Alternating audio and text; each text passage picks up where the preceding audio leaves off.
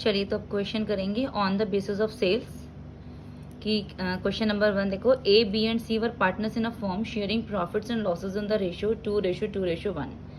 Their books are closed on March 31st every year. B died on 1st August. The executors of B are entitled to his share of capital, that is 4 lakh, along with his share of goodwill.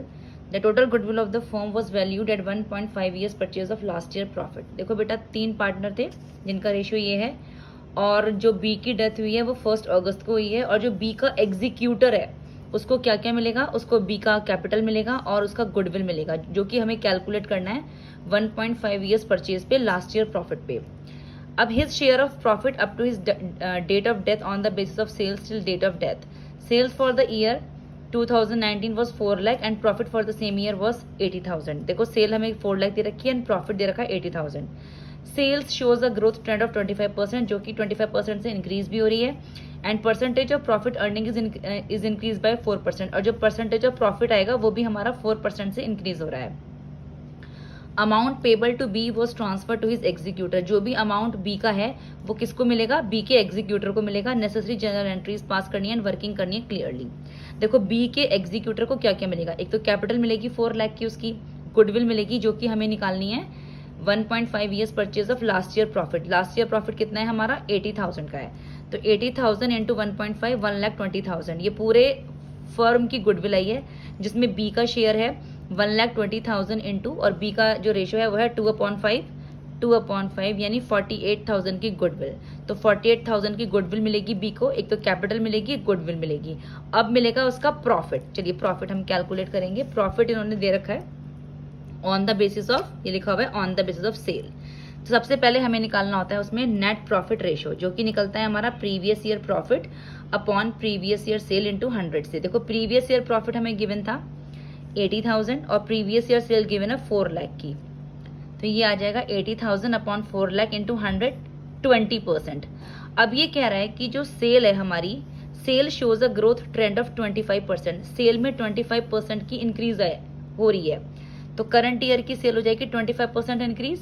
तो 4 लाख की cell थी, उसका 25% निकालेंगे 1 लाख, यानी 1 लाख से cell हमारी increase हो रही है, तो सेल हो जाएगी हमारी 4 लाख प्लस 1 लाख 5 लाख. ये करंट ईयर सेल हो जाएगी. ये प्रीवियस ईयर सेल थी और करंट ईयर के लिए बोल रहा है कि वो 25% से इंक्रीज हो गई है. ठीक है, तो हमें इसी 4 लाख का 25% निकालेंगे 1 लाख, तो करंट ईयर की सेल हमारी हो जाएगी टोटल 5 लाख की. और वो कह रहा है कि जो परसेंटेज ऑफ प्रॉफिट है वो इंक्रीज हो रहा है 4% से, तो परसेंटेज ऑफ प्रॉफिट हमारा 20% आया है, वो करंट ईयर प्रॉफिट हो रहा है 4% इंक्रीज, तो 20% प्लस 4% 24%. ठीक है, ये जो प्रॉफिट है ये 4% से इंक्रीज हो रहा है, तो 20% प्लस 4% 24% हो जाएगा. अब इसे कैलकुलेट कर लो. सेल के ऊपर ये प्रॉफिट हमें कैलकुलेट करना होता है. सेल अब हमारी 5 लाख की हो गई, 24% 1,20,000, ये पूरा प्रॉफिट ऑफ द फर्म आया है. हमें निकालना है उस पार्टनर का शेयर जिसकी डेथ हुई है, यानी कि डाइट पार्टनर का. तो 1,20,000 उसका शेयर है 2/5, और उसकी डेथ, देखो उसकी डेथ हुई है अगस्त में, 1 अगस्त को, तो अप्रैल मई जून जुलाई 4 महीने का निकालेंगे हम. तो ये आ जाएगा हमारा 4/12, क्योंकि मंथ के अकॉर्डिंग कर रहे हैं तो नीचे 12 आएगा, डेज के अकॉर्डिंग करते हैं तो नीचे 365 आता है. तो 16,000 का प्रॉफिट है जो डेड पार्टनर का शेयर है, जो किसको मिलेगा, मिलेगा उसके एग्जीक्यूटर को. तो एग्जीक्यूटर को क्या क्या मिला, एक तो ये मिला कैपिटल 4 लाख की, गुडविल मिली 48,000 की. देखो 4 लाख की कैपिटल मिली है, 48,000 की गुडविल मिली है, 16,000 का प्रॉफिट मिला है, तो 4,64,000 उसको ये प्रॉफिट मिल गया.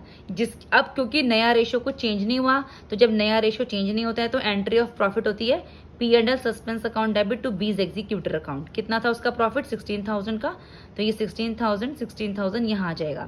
अब इसके बाद जो गुडविल है, गुडविल की जो एंट्री है, क्योंकि गुडविल ऑफ द फर्म थी तो उसकी एंट्री होती है गेनिंग टू सेक्रीफाइसिंग. अब क्योंकि नया रेशो कोई दे नहीं रखा, तो जब आप ये देखो कि जब 3 पार्टनर होते हैं ना, जैसे ये है 2:1 और ये अगर चला गया तो ये जो ओल्ड रेशो है, सॉरी जो ये जो न्यू रेशो बना वही गेनिंग रेशो है. तो किसको हो रहा है, ए और सी गेन कर रहे हैं, और जो जा रहा है वो सेक्रीफाइसिंग कर रहा है. तो यानी A debit C debit to B, तो गेन कौन कर रहा है, ए कर रहा है, सी कर रहा है, और बी सेक्रीफाइस कर रहा है। तो बी की गुडविल कितनी थी? बी की गुडविल है 48,000। देखो ये हमने यहाँ कैलकुलेट की थी 48,000, जो कि गेनिंग रेशियो में हम डिस्ट्रीब्यूट कर देंगे ए और सी को 32,000 और 16,000। ठीक है। और अब ये जो उसका पूरा का पूरा एग्जीक्यूटर को जो मिलेगा बी का, ये हम उसके एग्जीक्यूटर के अकाउंट में ट्रांसफर कर देते हैं, जिसकी एंट्री हो जाएगी एग्जीक्यूटर के लिए बीस कैपिटल अकाउंट डेबिट। बी का जितना कुछ भी है वो किसको मिल जाएगा? बीस एग्जीक्यूटर को, 4,64,000 का। तो इस तरीके से on the basis of sale का क्वेश्चन एक किया जाता है।